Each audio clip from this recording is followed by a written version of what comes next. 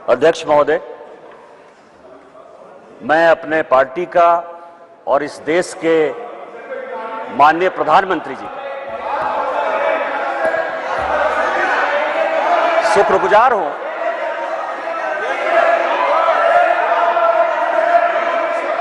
कि इस ऐतिहासिक बिल पर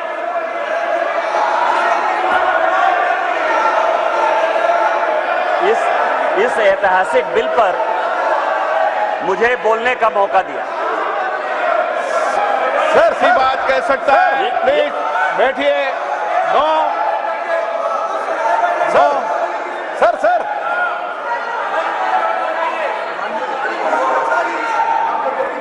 माननीय अध्यक्ष जी, मैं अधीर रंजन जी को इतना पूछना चाहता हूं, क्या महिलाओं की चिंता सिर्फ महिलाएं ही करेगी, पुरुष नहीं कर सकते हैं?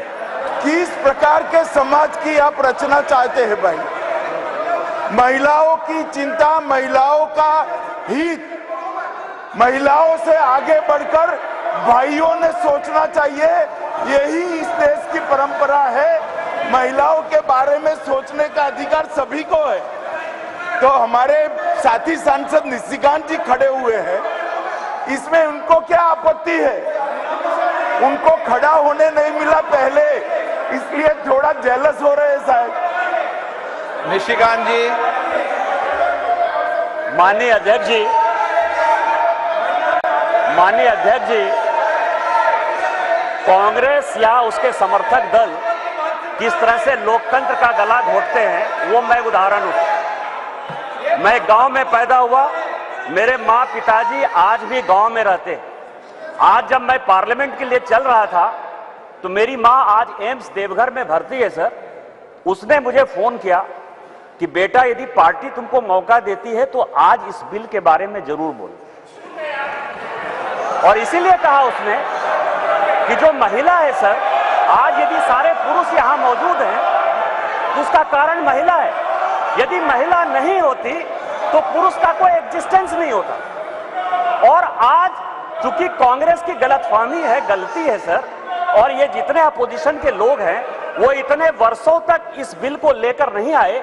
हमारे माननीय प्रधानमंत्री जी ने ये नैतिक साहस दिखाया, हमारी पार्टी ने ये नैतिक साहस दिखाया। आज हम बिल लेकर आए हैं कि इनके पेट में दर्द हो रहा है सर। हम वर्षों से सुनते रहे सर कि जननी जन्मभूमिश्च स्वर्गादपि गरीयसी, यत्र नार्यस्तु पूज्यन्ते रमन्ते तत्र देवता। लेकिन क्या हुआ? इस देश में महिलाएं स्कूल एजुकेशन के लिए परेशान थी। जब तक माननीय अटल बिहारी वाजपेयी जी की सरकार नहीं आई, सर्व शिक्षा अभियान इस देश में नहीं आया, महिलाओं का जो है शिक्षा का लेवल नहीं बढ़ पाया सर। महिलाएं यदि बच्चियां स्कूल जाती थी तो उनको जो है खाना बनाकर जाना पड़ता था सर। और इसको जब हमारे प्रधानमंत्री जी ने देखा तो मिड डे मील स्कीम जब तक कि सरकारी स्कूलों में लागू नहीं हुआ तब तक महिलाओं की संख्या, बच्चियों की संख्या नहीं बढ़ी सर। और उसके बाद जो सबसे बड़ा प्रॉब्लम था, इस देश के प्रधानमंत्री ने जो सबसे बड़ी बात की कि उनको सम्मान दिया सर। सारे स्कूल में, स्मृति ईरानी जी उस वक्त एचआरडी मिनिस्टर थी, सारे स्कूलों में शौचालय बनाकर महिलाएं कैसे अच्छा से पढ़ेंगी, बच्चियां कैसे आगे बढ़ेंगी, उसी का ये उदाहरण है। और उससे आगे बढ़कर आज जो कल से लेकर परसों से लेकर माननीय प्रधानमंत्री जी लगातार बोल रहे हैं कि सही समय है, यही समय।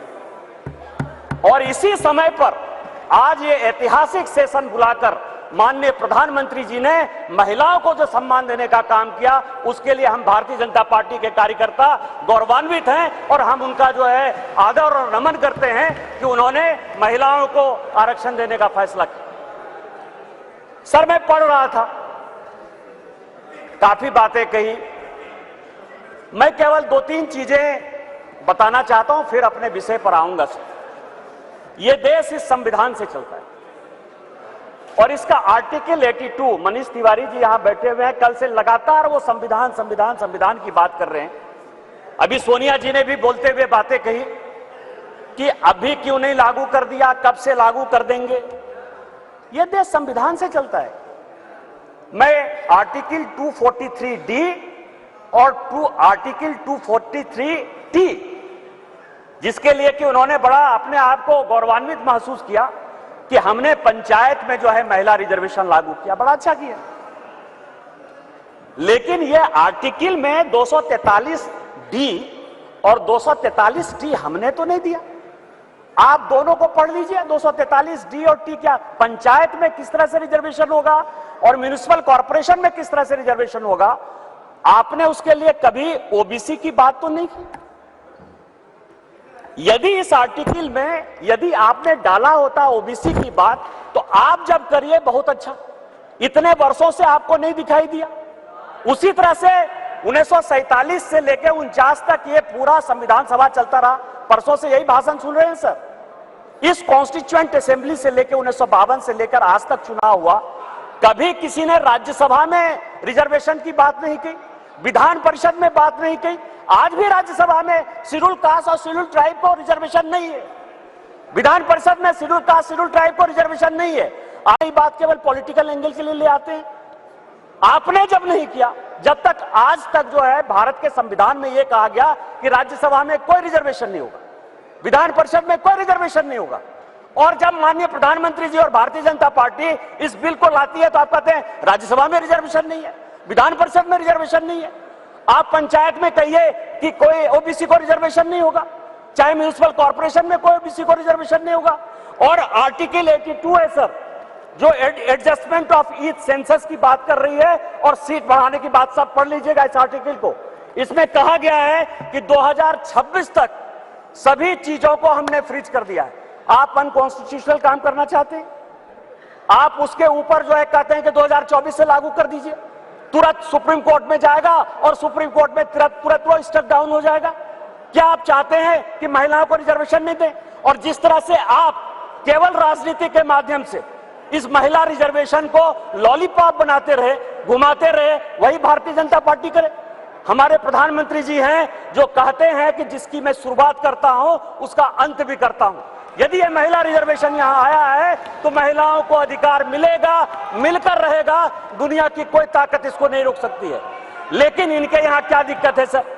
इनके यहां सबसे बड़ी दिक्कत है, और अभी जितने स्पीकर बोलने वाले हैं सर, वो स्पीकर 2026 में ये आर्टिकल 82 पढ़िए, संविधान को जो है पढ़िए, जो संविधान में लिखा हुआ है कि सेंसस होगा, सेंसस के बाद डिलिमिटेशन होगा, और डिलिमिटेशन के बाद जो है हम उसको लागू करेंगे। और ये आर्टिकल 82 कह रहा है, ये 82 कह रहा है।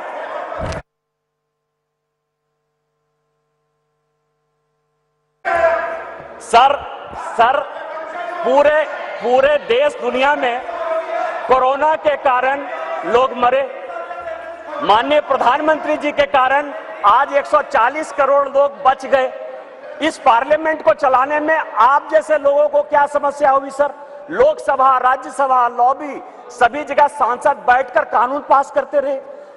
भाई मरता था तो भाई का लाश जलाने के लिए कोई नहीं जाता था, पिता मरते थे तो पिता का लाश जलाने के लिए बेटा नहीं जाता था। उस कोरोना से बचकर हम आए हैं 2 साल के बाद। आप कहते आपने क्यों नहीं कराया, आपने क्यों नहीं कराया? कितने लोग थे जो रोड पर घूम रहे थे, कितने लोग थे जो खाना खिला रहे थे, सारे जगह के ट्रेन बंद थे, सारे जगह की स्थितियां बंद थी। भागलपुर पूरा जो है भारत जो है किस तरह के विकट परिस्थिति में था सर। माननीय प्रधानमंत्री जी 140 करोड़ लोगों को बचा के लाए हैं, और सेंसस जो संवैधानिक चीज है उसको जब हम लागू करेंगे तो ये लागू होगा। आज आप कह रहे हो क्यों नहीं लागू किए? देश में फिर से ये गलत तरह का माहौल पैदा करने की कोशिश कर रहे हैं सर। 2020 और 21 के माहौल के बाद, कोरोना के बाद कैसे सेंसस लागू हो सकता था, कैसे सेंसस हो सकता था? और माननीय गृह मंत्री जी बैठे हैं, हमेशा कहते हैं कि मैं कोई गैर संवैधानिक काम नहीं करूंगा, कोई असंवैधानिक काम नहीं करूंगा। यदि सेंसस होना है तो उसका भी डेट घोषित होगा, सेंसस होगा, डिलिमिटेशन होगा और महिलाओं को रिजर्वेशन मिलेगा। यही तो इस बिल में है 334 से, जिसके बारे में कि माननीय कानून मंत्री जी कह रहे थे सर। लेकिन क्या समस्या है कि ये अपने जो 26 पार्टियों का एक जो घमंडिया गठबंधन बनाया है सर, इंडी अलायंस, उसके सारे नेताओं का मैं भाषण पढ़ रहा था। आज सोनिया जी जब बोल रही थी तो मुझे लग रहा था कि वो राजनीति से ऊपर उठकर बोलेंगे, क्योंकि वो अपोजिशन की आवाज थी। मैं उनका सम्मान करता हूं सर। इस महिला रिजर्वेशन के लिए जिन महिलाओं ने पार्लियामेंट के अंदर और पार्लियामेंट के बाहर सबसे ज्यादा आवाज उठाई वो बंगाल की गीता मुखर्जी थी और भारतीय जनता पार्टी की सुषमा स्वराज थी। ये दोनों यदि नहीं रहती तो आज ये दिन भी देखने को नहीं मिलता। 33% यदि रिजर्वेशन लोकसभा और विधानसभा में यदि लागू होने वाला है और माननीय प्रधानमंत्री जी लेकर आए हैं इन दो महिलाओं का, लेकिन सोनिया जी ने अपने पूरे भाषण में न गीता मुखर्जी का जिक्र किया न सुषमा स्वराज का जिक्र किया। यह किस तरह की राजनीति है? अपना क्रेडिट लेना चाहती हैं कि हमारा बिल है। यह बिल आपका नहीं है, आप जो बिल लेकर आए वो गलत बिल है और यदि इसके लिए किसी ने आंदोलन किया तो वो गीता मुखर्जी है, वो सुषमा स्वराज है। आपने ये नहीं बोलकर इस महिला बिल में भी राजनीति करने की कोशिश की और आज का पूरा क्रेडिट जो जीता वो सिकंदर, जो गोल मारता है, यहाँ बंगाल के लोग बैठे हुए हैं, जो गोल मारता है उसी के नाम से गोल मारा जाता है। माननीय प्रधानमंत्री जी गोल मारने को तैयार हैं। ये भारतीय जनता पार्टी का बिल है और ये माननीय प्रधानमंत्री जी का बिल है, आपको ये मानना पड़ेगा। दूसरा सवाल है कि इनके जो अपोजिशन के लोग हैं सर, जो 26 पार्टियों का इंडी गठबंधन बना है, इसमें आप समझिए इनकी भावना कैसे है, महिलाओं के बारे में ये कैसा सोचते हैं। ये सोचते हैं, अब नहीं रहे, इसी सदन के सदस्य थे, राज्यसभा के भी सदस्य थे, इनके पार्टी के बड़े नेता थे अपोजिशन के, वो कहते हैं कि परकटी महिलाएं आ जाएंगी। क्या महिलाओं के लिए इस तरह की बातें होनी चाहिए? दूसरी बात जो है, ये दूसरे नेता जो है 2011 में मैं अध्यक्ष जी आपको दो कहानी बताना चाहता हूं और ये वर्षों से मेरे मन में था। इस पार्लियामेंट में 2 बार संजोग से मैं 2009 में सांसद बनकर आया, अनुराग ठाकुर जी से लेकर राजनाथ जी सबों के साथ काम करने का मौका मिला सर। 2011 और 2013 में 2 भयंकर घटना हुई इसी वेल में। 2011 में जब 2010 में यह बिल पास हो गया राज्यसभा में और जब यहां 2011 में जिसको कि ये लागू नहीं करना चाहते थे बिल लेकर आए और जब बिल उधर से इंट्रोड्यूस हो रहा था तो इन्हीं के सहयोगी दल के सांसदों को इसी कांग्रेस ने इसी वेल में पीटा सर। 2 बिल था, एक महिला रिजर्वेशन का 2011 में और 2013 में प्रमोशन इन रिजर्वेशन। और प्रमोशन इन रिजर्वेशन में मैं जब बात करूंगा तो ये पूरे के पूरे बेंच खड़े हो जाएंगे सर। यही वी नारायण स्वामी बिल को पेश कर रहे थे, समाजवादी पार्टी के यशवीर सिंह, शेड्यूल कास्ट थे सर, ये कहते अधिकार की बात, शेड्यूल कास्ट शेड्यूल ट्राइब की बात करते हैं सर। यही यशवीर सिंह यहां पार्लियामेंट में उस तरफ से गए, वी नारायण स्वामी का उन्होंने बिल खींच लिया।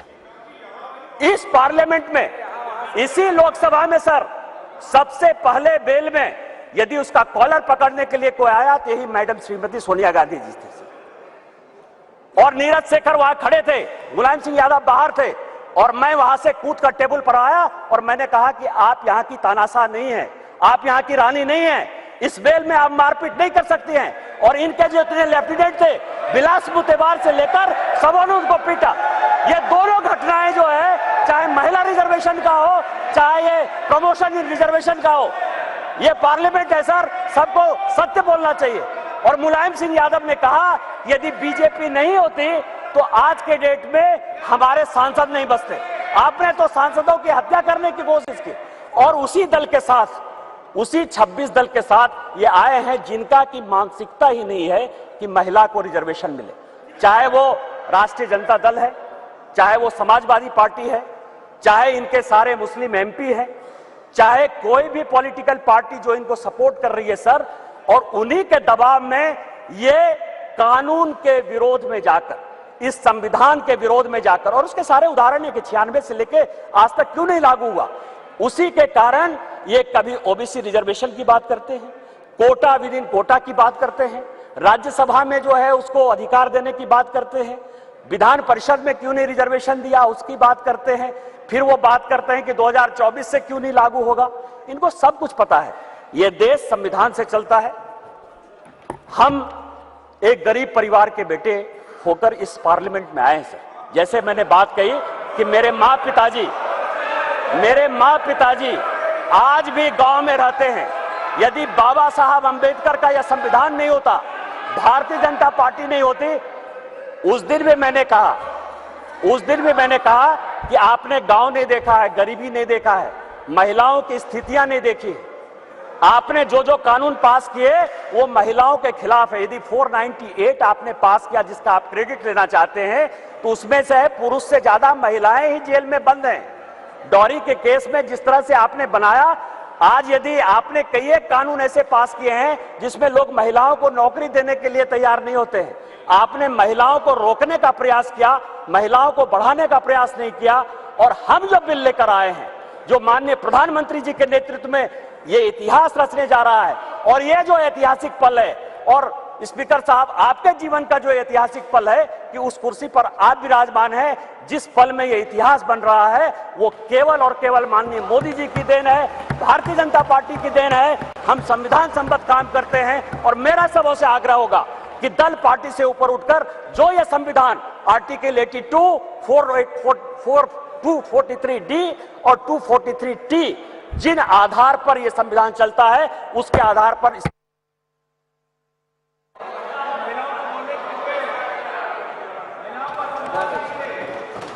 श्रीमती कनिमोझी जी। मान सकता है।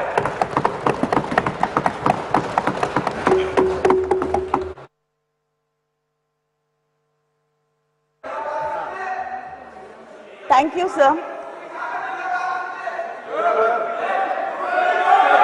What nonsense is this, yeah? What is this, sir? Heckling? What is heckling? She's not. What even is this? I started haven't speaking. even started. Sir, what is I don't this, even yeah? understand. நீங்க என்ன பேசுறான்னு புரியாது. I know. எனக்கு What is புரியாம this, yeah? பேசுற.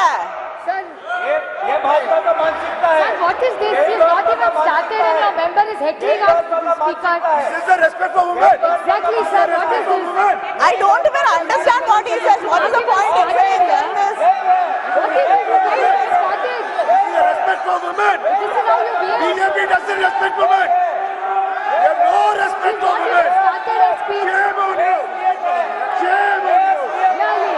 Shame on you. Shame on you.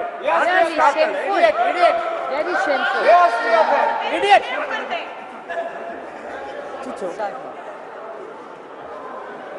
Sir, I stand here and I'm happy to be speaking about the Women's Reservation Bill, and it is one of the very few bills I think most of us would agree on. And we thought this bill will be passed with all of us supporting each other and standing together. But unfortunately, the BJP has taken this also as an opportunity for politicking, and it is very unfortunate.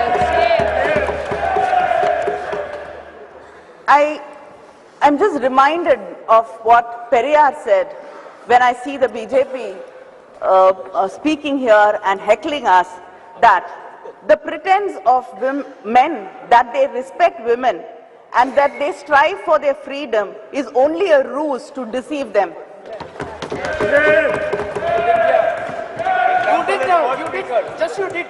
That is your first example. I'd like to quote the former Chilean president, Michelle Bachelet. A better democracy is a democracy where women do not only have the right to vote and to elect, but to be elected. In 1990, after the Montego-Chelmsford reforms were passed, we got the rights to vote, especially in the Madras presidency and the Bombay presidency. The Justice Party, Needhi Katchi, passed a resolution on 10th May 1921 to grant voting rights for women for the first time in India. In 1927, Tamil Nadu elected its first women legislator in the country, Dr. Muthulakshmi Reddy, who was instrumental in abolishing the Devadasi system. But sir, nearly 100 years after that, we still have not passed the bill. In 1929, Periyar, in the Self-Respect Conference in Chengalpet, passed a resolution insisting on reservations for women in education, employment and politics. The Women's Reservation Bill was first brought with the support of the DMK during the United Front government in 1996 September. And then Thiru Devegowda, who was the Prime Minister, brought this bill, and the Law Minister Ramnath Kalab was the one who presented the bill in this house. Then again, our respected former Prime Minister Vajpayee ji again brought this bill, but it was the UPA government in 2010 which passed it in the Rajya Sabha. And I got an opportunity to speak on the bill in the Rajya Sabha, and that was 13 years ago. And I've got an opportunity to speak on this bill again here. Yes. And we're still speaking about this bill and debating it for the past 13 years. Only House is dead. Only House is dead. House is dead. The Women's Reservation Bill is a poll promise of the BJP. Yet, many leaders had to urge them to bring this bill and to pass it. Our leader Kalangar had written to the Prime Minister in 2014 to pass this bill. Madam Sonia Gandhi wrote to the Prime Minister in 2017 requesting him to pass this bill. Our Chief Minister M.K. Stalin wrote to the Prime Minister again in 2017 requesting and urging the government to pass the bill.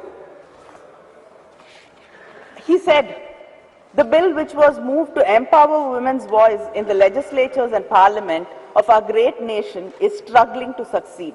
This is really disheartening. The DMK even conducted a rally in Delhi from the Mandi House to the Jantar Mantar, and we had a march, and like-minded women leaders and women's organizations participated in the rally. I myself have raised this issue of bringing the reservation bill many times in Parliament, and to many of my starred and unstarred questions, the government's reply was very consistent. They said that they have to involve all stakeholders, political parties, and then build a consensus before bringing the bill. I'd like to know what consensus was built, what discussions were held. This bill was brought shrouded in secrecy. We did not know why this session was called for. In the all-party leaders meeting, there was no mention of this bill. I don't know if any of the political party leaders were called for discussions and deliberations about bringing the bill. And suddenly, the bill popped up from our computer screens like Jack in the Box. Is this going to be the way this government is going to function? Like we've suddenly seeing that there are lotuses blooming, springing from the uniforms of our secretariat staff. Is everything going to be a surprise like this?